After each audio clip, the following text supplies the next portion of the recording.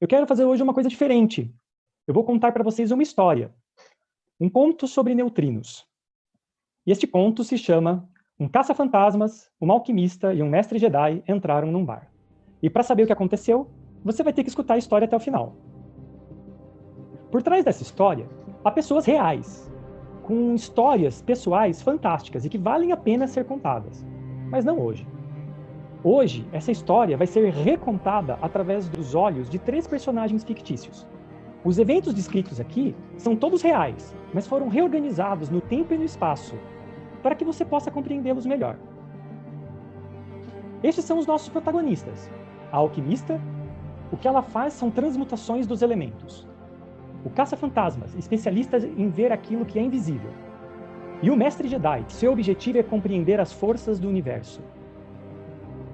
E a nossa história começa com uma alquimista de um passado distante, que sonhava em descobrir o segredo de como os elementos se formaram e como eles se transformam.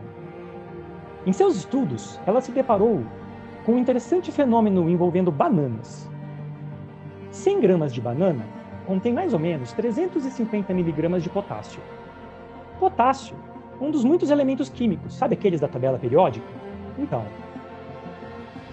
o potássio em 100 gramas de banana produz sozinho cerca de 20 mil elétrons por segundo. É isso mesmo que você ouviu. Toda vez que você olhar para sua banana numa fruteira, você deve saber, a banana está produzindo elétrons o tempo inteiro, emitindo esses elétrons para o ar. Os antigos chamavam isso de decaimento beta. Ele é responsável por transformar o potássio, aqui representado pelo K, em cálcio, aqui representado pelo Ca, mais aquele elétron que saiu fugindo da banana. Mas os alquimistas chamavam isso de transmutação dos elementos. E não estamos falando aqui de uma transformação química. Ah, não. Estamos falando genuinamente de transformar um elemento químico em outro. Estamos falando de mudar um elemento da tabela periódica para outro. Se isso acontece com uma banana, o que nos impede, por exemplo, de transformar chumbo em ouro e realizar o tão aclamado sonho dos alquimistas? Bom, eu vou te fazer uma pergunta. Você já tentou transformar bananas em laranjas? Deve ser bem difícil. Sabe o que é ainda mais difícil? Transformar um núcleo atômico em outro. Eu sei que quando eu digo para vocês que as bananas estão ali produzindo elétrons o tempo inteiro e que potássio está se transformando em cálcio, parece uma coisa simples, mas é algo difícil. Mas que na verdade não deveria ser difícil, porque conceitualmente é muito simples. Só o que está acontecendo aqui, para que um elemento químico se transforme em outro, basta que, neste caso, um dos nêutrons do núcleo de potássio se transforme em um próton, ainda dentro do próprio núcleo. E por isso que aquele 19 no pezinho do K se torna 20, indicando que um novo próton surgiu. Mas nada mudou, apenas um nêutron se transformou num próton. Mas a nossa alquimista não sabia nada sobre nêutrons e prótons. Ela não sabia nada sobre isso. O que ela sabia era que quando um objeto parado se quebra em 2 pedaços sempre iguais, os pedaços se afastam de formas opostas, sempre seguindo uma mesma linha. Isso é sempre verdade. Nós não vemos isso muito no nosso dia a dia, porque é bem raro você ter um objeto parado que simplesmente se quebra. Normalmente, quando isso acontece, nós chamamos isso de explosão, e você não quer estar perto de uma explosão. Mas no caso de núcleos e elétrons, isso acontece o tempo inteiro. E, na verdade, voando cada um para um lado, e sendo apenas 2, além de cada um deles ir para um lado oposto, eles saem sempre com as mesmas velocidades, simplesmente porque eles são só 2. Não tem como distribuir a energia entre eles de outra forma. E a nossa alquimista sabia disso, e ela pensou: eu vou medir a velocidade com que esses elétrons saem da banana com um equipamento chamado espectrômetro de massa. O que ele faz é permitir que os elétrons entrem numa região onde há um campo magnético. E este campo magnético faz com que os elétrons voem em forma de uma curva. E o quanto eles se curvam depende só da velocidade deles. Então, se eles saem sempre com a mesma velocidade, eles sempre vão atingir o mesmo lugar do aparelho. E os elétrons, ao atingir esse lugar, vão deixar uma marca. A posição dessa marca mostra para mim qual é a velocidade desses elétrons. Então, se sempre com a mesma velocidade, os elétrons deveriam atingir sempre o mesmo lugar da minha máquina, do meu sensor. Mas quando ela ligou, isso foi a previsão, isso era a expectativa. Mas quando ela ligou, algo inesperado aconteceu. Ao invés de atingir aquele ponto, os elétrons atingiram vários pontos. Sempre, na verdade, com ângulos menores do que aquele que ela esperava. Isso mostrou que os elétrons não tinham uma velocidade única. Eles tinham uma distribuição de velocidades. E isso era intrigante, porque dizia que ela não estava entendendo direito o que estava acontecendo ali. Foi então que ela e outros alquimistas receberam uma carta de um amigo distante com uma ideia muito ousada.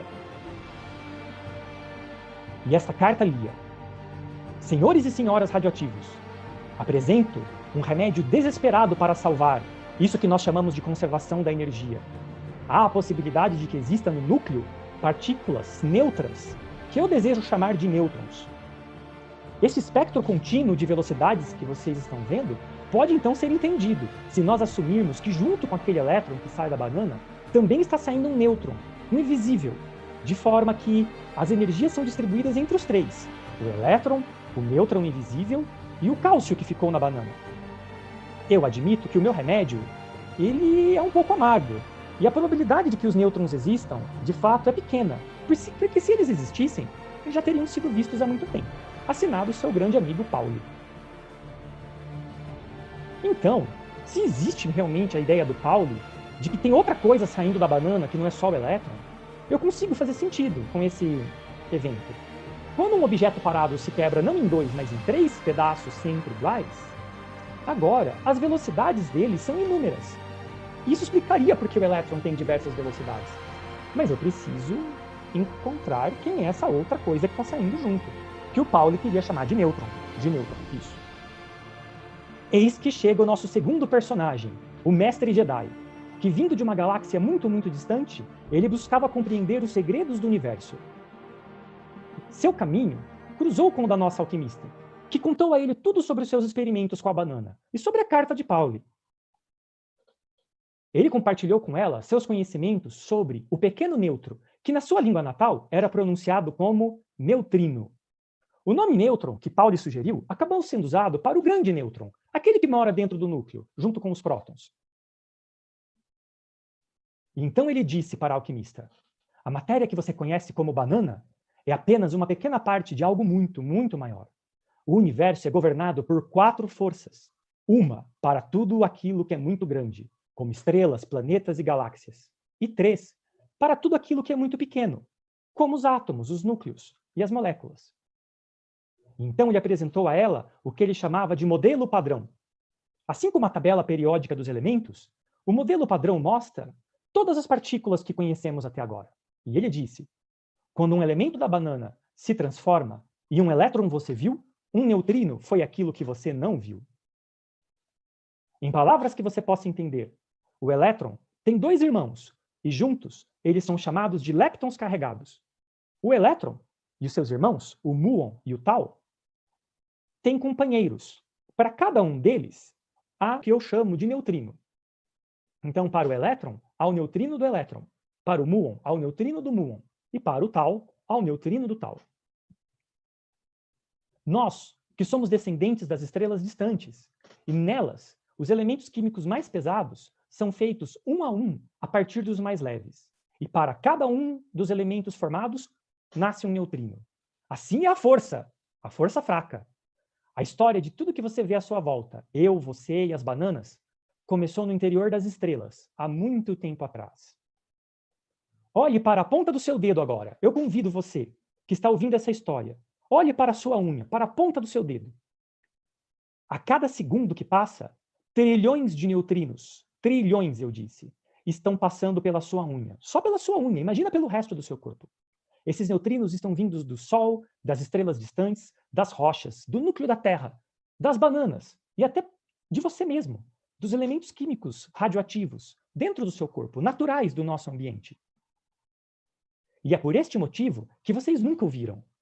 Porque ele está por toda parte, mas ele interage muito fracamente com a nossa matéria. Ele é capaz de atravessar as paredes mais densas com a mesma facilidade com que você caminha pelo ar.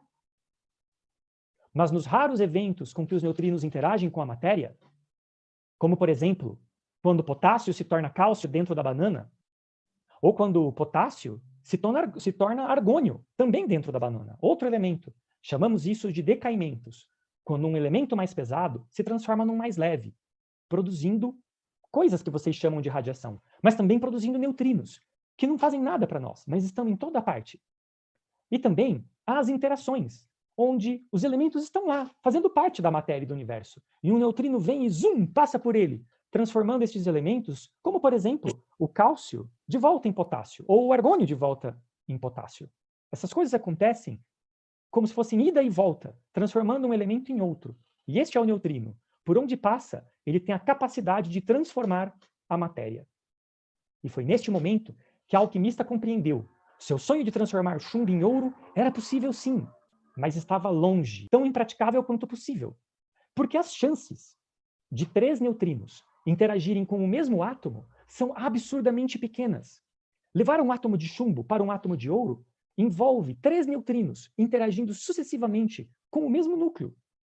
Até que você tivesse ouro suficiente para chamar de seu, para que fosse sequer visível a olho nu, o universo já teria morrido de velhice. Que pena. Mas a jornada da alquimista não terminaria aqui. O mestre Jedi diz: a riqueza que você busca não é o ouro, é o conhecimento.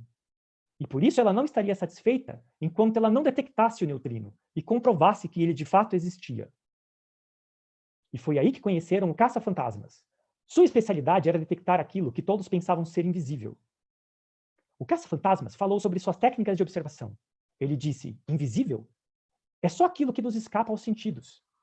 Vamos olhar para o que sabemos, vamos olhar para os números e vamos planejar a nossa investigação. O mestre Jedi nos disse que o neutrino poderia caminhar a mesma distância que há entre as estrelas, dentro de qualquer material que conhecemos. Isso para ter alguma chance de interagir. Se colocarmos números nisso, a distância entre o nosso Sol e a estrela mais próxima é como se fosse o número 1, seguida de 16 zeros. Representamos isso pelo número 10, elevado a 16 metros. Uma distância inimaginável para a nossa mente. Mesmo assim, um único neutrino, se entrasse num tubo feito de qualquer material, digamos água ou chumbo, se você preferir, ele tem uma chance de encontrar algum dos átomos desse material antes de chegar na estrela mais próxima. Vamos dizer que essa chance é de 60%. Bom, eu não tenho como fazer um detetor com um tamanho inimaginável como esse. Porém, estamos falando de apenas um neutrino. E se eu transferisse esse 1 seguido de 16 zeros, esse 10 a 16, do tamanho do meu detetor para a quantidade de neutrinos que estão chegando? Bom, se eu tivesse uma fonte de neutrinos capaz de produzir todos estes neutrinos, eu não preciso mais de um detector tão grande. Agora basta que eu tenha um detector de 1 metro. E nesse detector, eu tenho os mesmos 60% de chance de ver um neutrino. O que eu preciso, então, é balancear quantos neutrinos estão chegando pelo tamanho do meu detetor.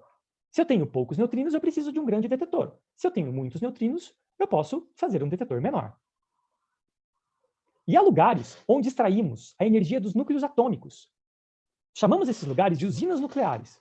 Lá teremos a chance de observar o nosso fantasmagórico neutrino. E lá estava ele. O caça-fantasmas montou o primeiro detector de neutrinos do mundo, com cerca de 1 metro de tamanho. Uma caixa contendo água. E o neutrino veio da usina nuclear ali perto, e cada neutrino que chegava interagia com um único próton do hidrogênio da água, transformando ele em nêutron. Esse nêutron era capturado por um sal que ele dissolveu na água. E cada vez que o nêutron era capturado, produzia um pequeno flash de luz dentro desse detector escuro. E este equipamento que você vê ao redor são sensores de luz, lâmpadas, só que ao contrário. Ao invés de produzir luz com energia elétrica, elas produzem energia elétrica com luz. E assim funcionava o detetor que viu o primeiro neutrino. Cada neutrino que chegava ali produzia um flash de luz e era contado. E o número de flashes que eles viram era exatamente o número de flashes que eles esperavam por estar tão perto de um reator nuclear, produzindo muitos, 10 a sexta neutrinos por segundo, passando pelo meu detetor. E após essa comprovação de que os neutrinos realmente existem, o caça-fantasmas ensinou ao alquimista e o mestre Jedi como estudar os neutrinos vindo das mais diversas fontes. Com um acelerador de partículas, eles fizeram os neutrinos artificiais e assim tiraram a primeira foto de um neutrino, pego em flagrante ali, interagindo com um nêutron. Não, nós não conseguimos ver o neutrino mesmo. O neutrino continua invisível. E ele vem mais ou menos dessa direção. Isso é uma foto de verdade, tirada com uma câmera fotográfica. Quando o neutrino vem, ele interage com este gás, feito de hidrogênio. Chegando aqui, o neutrino esbarrou num próton do hidrogênio. Dessa vez, não houve transformação, porque esse neutrino não era um neutrino do tipo do elétron, era um neutrino do tipo do muon, o parceiro, do irmão do elétron. Quando o neutrino interagiu com o gás, o próton saiu como num jogo de sinuca, e você vê o caminho que o próton pode fazer aqui. Assim como na banana, o neutrino do elétron e o elétron existem em parceria, são produzidos em parceria, aqui o neutrino do muon criou o seu parceiro, o muon, que foi embora pelo detetor, deixando apenas um traço por onde passou. E, para completar, a cereja no bolo é uma partícula que eu não vou contar muito sobre ela, mas ela tem uma história muito interessante, que envolve muito pessoas relevantes do nosso país. Essa partícula se chama pion. Foi descoberta por um brasileiro. Mas hoje eu quero focar no neutrino. E esta é uma foto, a primeira foto que realmente viu por onde o neutrino passou. Não satisfeitos, construíram um tanque maior, agora para tentar ver os neutrinos que vinham do Sol. Se as estrelas criam os elementos químicos, e para cada elemento neutrino é produzido, então neutrinos estão vindo do Sol o tempo inteiro, porque o Sol é uma estrela. Infelizmente, o Sol está mais longe, e, portanto, eu preciso de um detetor maior, já que eu não tenho tantos neutrinos chegando quanto aqueles que estão vindo de um reator nuclear. Eles escavaram uma montanha para construir um tanque maior ainda. E eles viram os neutrinos do Sol e tiraram a primeira foto do Sol, que ao invés de ver a luz do Sol, estava vendo neutrinos. Esta é uma foto real, reconstruída, não com a luz do Sol. O que você está vendo aqui não é a bola solar que nós estamos acostumados a ter em cima das nossas cabeças. Não é só isso. É o núcleo do Sol, onde os elementos químicos estão se formando. Essa imagem representa elementos químicos, matéria, sendo feita no Sol. E nós conseguimos ver isso através dos neutrinos. Mas os neutrinos vindo do Sol também traziam um novo mistério. Eles eram poucos. Aqui, houve um grande conflito de expectativas. Porque o mestre Jedi conhecia a força fraca e sabia que do Sol deveriam vir apenas neutrinos eletrônicos, aqueles parceiros do elétron. A alquimista entendia de como se transformavam os átomos induzidos pelos neutrinos. E, portanto, tinha ajudado a planejar os nossos detetores para ver apenas os neutrinos eletrônicos. E o caça-fantasmas tinha total controle dos seus equipamentos super avançados e garantia que tudo estava funcionando adequadamente. Mesmo assim, de todos os neutrinos que eles esperavam ver vindos do Sol, somente 1 em cada 3 era visto aqui na Terra, nos nossos detetores. Era muito pouco. Havia um mistério ali para ser solucionado. Nossos protagonistas pensaram por anos e não conseguiram resolver o problema dos neutrinos solares. Então decidiram que era melhor esfriar a cabeça. Sabe quando você pensou demais sobre o assunto e precisa dar aquela relaxada para ver se as ideias surgem? E foi aí que a alquimista, o caça-fantasmas e o mestre Jedi entraram num bar para comprar sorvetes. Eles estavam querendo literalmente refrescar a cabeça. O dono do bar, o Sr. Bruno, fazia um gelato italiano sem igual e ofereceu a eles o seu mais novo sabor. Venham e experimentem o sabor quântico. O sorvete do Bruno muda de sabor enquanto você toma. Sem saber, Bruno lhes deu a inspiração que faltava. E se os neutrinos também tivessem sabores quânticos? Que se transformassem uns nos outros, enquanto voam do Sol até a Terra. Então, eles construíram um detetor de neutrinos capaz de ver os 3 tipos de neutrinos, cada um deles parceiro de uma das partículas, irmãs do elétron, lembram? E lá estavam eles, todos os neutrinos que deveriam estar vindo do Sol. Mas, ao invés de ser apenas do tipo que eles esperavam, eram feitos pelos 3 tipos. Isso comprovava que, no caminho entre o Sol e a Terra, o sabor dos neutrinos se transformavam. E ao chegar aqui, os 3 sabores estavam presentes. Por isso que eles tinham visto apenas 1/3 no começo. A nossa história termina aqui, mas a dos nossos heróis estava apenas começando. Até hoje, eles ainda combinam seus conhecimentos para desvendar os mistérios dos neutrinos. Os neutrinos podem ser a chave para desvendar a origem de todas as coisas e também o destino do próprio universo. Que conhecimento é esse que eles carregam? Só o tempo dirá. O que sabemos hoje é que o conhecimento que temos sobre as 4 forças da natureza dizem que matéria e antimatéria, por exemplo, deveriam existir em praticamente iguais quantidades. E, portanto, deveriam ter desaparecido do universo há muito tempo, não deixando absolutamente nada, nem mesmo nós. Mas aqui estamos. E o neutrino é uma das poucas partículas que conhecemos que sente um desequilíbrio entre matéria e antimatéria. E pode ser ele a chave para compreender, se não o próprio culpado desse desequilíbrio ter acontecido há muito tempo atrás, lá na origem do universo, fazendo com que um pouquinho a mais de matéria sobrevivesse. E aqui estamos, frutos desse pequeno desequilíbrio. Não sabemos ainda se o neutrino tem realmente um papel nessas perguntas. Sabemos que ele está lá, participando. E pode ser que no futuro se mostre a chave para compreender tudo isso.